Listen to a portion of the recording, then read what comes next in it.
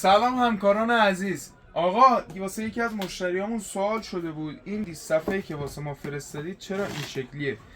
دوستان این بسته‌بندی جدید شرکت اعزامه، خیلی وقت هم هستش که این شکلیه، ولی گفتم که یه معرفی داشته باشیم. یه ضعفی هم که داره این بسته‌بندی، چسب آنچنان محکمی نداره. این یه فشار خیلی ساده بهش بیاد این باز میشه. الان این باز هم هستش. یه آنباکس هم بکنم داخلش هم بهتون نشون بدم.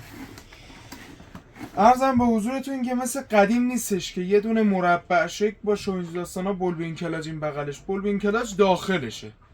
مشتری از من پرسید که آقا نکنه از این برگشتی ها باشه شرکت بهتون داده باشه. گفتم نه، این بسته‌بندی جدید شرکت اعزامه.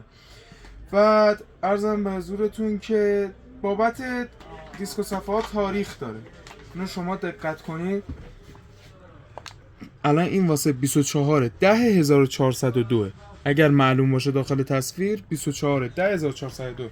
اینو فیلمشو که گرفتم بابت مرجوعی ها گفتم خدمتتون. اینو شما بدونید که حتما باید تاریخ داشته باشه.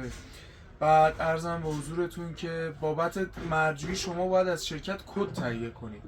اینا خیلی مهمه. دقت داشته باشید که یه موقع نه به ضرر ما تموم بشه نه به ضرر خودتون. در خدمتتون هستم خلاصه.